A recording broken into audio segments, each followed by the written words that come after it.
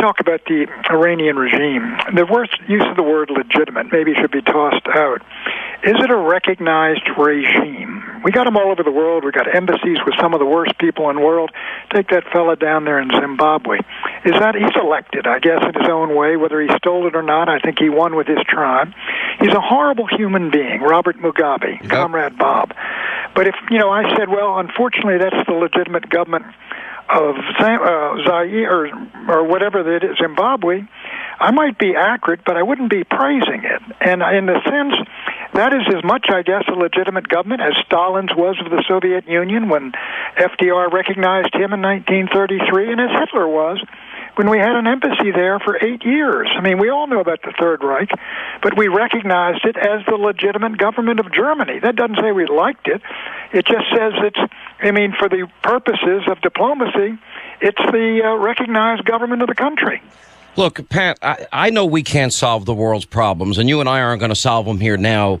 But as I look at Hagel's record, unilateral disarmament, his comments about Iran, his comments about Israel, his support of the Palestinians in that conflict, I think he's been on the wrong side, certainly, and he was pinned down pretty good by Lindsey Graham about this last week. He doesn't seem, for the right man at this right moment in history that you agree with me is going to be viewed at through the prism of history as a time when radical Islamists are growing all over Africa, North Africa, the Middle East, and these regimes are getting tougher and tougher. Look, I'm not a genius, Pat, but when the Arab Spring was unfolding, I was warning everybody that there's no way this is going to end up better for anybody in that region. And I predicted the Muslim Brotherhood would get in power. Everything I said 2 years ago turned out to be true. I wish I was wrong. Well, this has been my view, as you know, from reading my books, that I'm a great believer that the superior forces in the world, they were basically globalism and democratism for about 20 years, I would say from George H.W. Bush beginning to about 2008 or so. Since then, I think the overwhelmingly powerful forces in the world are, one, religious fundamentalism, tribalism, ethnic nationalism, the desire of people to build nation states where their own culture and their own kind predominate, sometimes to the exclusion of everyone else. I don't doubt that in the least. And I agree with you, the fall of the dictators that we celebrate does not mean necessarily a real spring of good people. When you open up a prison, Solzhenitsyn and Sakharov might come out, but a lot of other people are coming out that you don't want in your society. I think that's all true, but I don't believe that Chuck Hagel is a unilateral disarmer who's going to throw all weapons into the sea any more than Ronald Reagan was. But Reagan wanted to negotiate away these god-awful weapons. I think it was somewhat utopian, that belief of his, but I don't think it disqualifies a man from serving. And, Sean, whether we like it or not, Barack Obama believes that Chuck Hagel's right down the line with what he believes. That's probably true. That's probably the truest statement to date. I mean, he is in agreement with Obama, and that means gutting defense, and that means his view of the world is probably identical. And I think that's probably why he was chosen. But I look at a place like Egypt. Here you've got a guy that's part of the Muslim Brotherhood, that was the head of the Muslim Brotherhood, Mohammed Morsi, right, and a guy that refers to the Israelis as the descendants of apes and pigs, and we're giving them 1.5 billion taxpayer dollars a year, and now we're giving them F-16s that we're paying for, and on top of that, we're giving them 200 Abrams tanks. Well, let me disagree with you here as well. We're not giving them to him. He wouldn't have had to drive a tank or an F-16. Well, we're giving it to the military. We're giving it to the military. But the military's been dispersed by Morsi. He now has his hand-picked people in there. He threw out the military. The military is the final card that's going to be played in what is happening in Egypt. And the United States has clear lines to those guys. And those guys like the lines to the United States because the United States provides them with the weapons and the prestige and all the rest of it.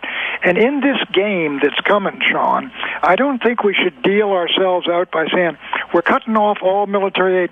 Let me ask you, I'm sure you got more, probably more Israeli friends than I do, but take them aside and ask them, do you think we should maintain our ties and continue funding and backing the Egyptian military given what's going on there? I have. Or should we just cut them off and let them go under. Pat, I think I've most asked of them would say, deal with the military. And I've talked to people in pretty high levels within the Israeli government, Pat, and I'm telling you, they're scared to death. And the reason being, you're 100% right in your analysis. The feeling was always that they were going to be the final stopgap area in Egypt that was going to keep sanity.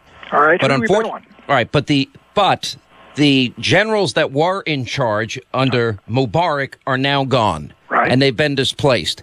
And they've been displaced by Morsi puppets. Mm-hmm. So all of that military gear, for all intent and purposes now, is in Morsi's hands because they'll do what he says. Well, my view is we probably got excellent lines to many of these younger officers. And if Morsi's crowd looks like it's moving really in the wrong direction, the officers, as you recall, when Nasser and the other guys came up, it wasn't a general's revolt, it was a colonel's revolt. And that is very often the case. But, Sean, I would agree. Look, if I felt this was a complete lost cause, I would agree with you 100%, but I think we ought to maintain a hand in this game because we don't know where it's going to be at the end. And I'm sure our military guys, we've had those guys in and out of here for years at all our military schools. Our military guys got ties and relationships there. And I think we ought to keep our hand in. But look, but here's a problem, Pat. Any trouble. Look, the only guys, who the Egyptians going to fight? The Israeli Air Force is infinitely superior in terms of training and all the rest of it to all those Arab air forces, including Egypt's. And they know that situation. And the Egyptians are not going to get into a war with Israel. It would be a total disaster for them. And so, but I do think you take some measure of risk, like Reagan did when he sent those, F-16s, I think. Listen, it gets messy. All of these situations are complicated. I mean, the idea that we'd be sending F-16s, we think they're getting in the hand of military people that we're going to have some influence over or some sphere of influence over. Is it better than not having any connection? I guess you could throw a coin up in the air and say pick them. But here's the problem. If I'm right and the military is now an extension of Morsi, and Morsi's radical views are well chronicled, and Morsi has also been on record saying that he wants to annihilate Israel as well, and I don't see an Anwar Sadat rising to power anytime soon, that means in all likelihood those F-16s at some point, those tanks at some point, as we saw in 73, 67, during these earlier conflicts, you've got one commonality among all of these countries surrounding Israel is that they hate Israel. And the idea that we would provide the weaponry that will be used against them in a conflict they may in the end not be able to win without using their most deadly arsenal is frightening for the world. Well, then I've heard you make this case before, but why does not, if that's the case, I would think you would get some Israeli spokesman who would say without authorization, it is insane for the United States of America to keep supplying planes now to this new army and this new Air Force that's in Egypt, and we would prefer that they not do it. I cannot believe that the United States, Sean, would be sending the F-16s and the 200 tanks you mentioned to Egypt if the Israelis powerfully objected to it. My guess is they are telling us that the last best hope over there, we don't think that situation's going well, is probably the military, and there may come a time when these guys are going to have to throw the politicians and Muslim Brotherhood and Salafis to the wolves, and that's the only card we got, and so we ought to stay with it. That's going to take a major uprising of people that, as we've seen in Syria and elsewhere, that will result in a massive slaughter. But here's what staff of Egypt last week, he said, look, given what's happened with the Salafis and in the canal cities, Port Said and the other ones over there, Suez, given what's happening there, he said, if this keeps up, there's a real danger of the collapse of the state. Now that is, to me, is a signal that maybe the politicians are going to have to go. But in any event, again, all right, how about this? How about we put the F-16s and the tanks on pause? First of all, just let me answer one question. I have spoken to high-ranking people in the Israeli government. That's one. And they think it's insane that we're doing it. Now, there's a fear that they can't say what they really think publicly because the relationship between Israel with Netanyahu and Obama has deteriorated to such an awful level. There's no trust. But they do have some friends in Congress to a point. But I mean, even Chuck Schumer got sucked into Hagel. I mean, let's be honest. I mean, Chuck Schumer's beyond us. If Obama says jump, I mean, honestly, Democrats, it doesn't matter who it is, from what district or what state, they say how high. Well, look, let me tell you. There is, I mean, when you talk about the United States relationship, the personal relationships between Obama and Bibi Netanyahu, it matters. Are miserable. They don't like each other. They hate each other. Neither likes each other. But the United States relationship with Israel, especially the military relationship, even though we got disagreements over the settlements and all the rest of it, there's no American administration that's going to cut off military assistance to the Israelis.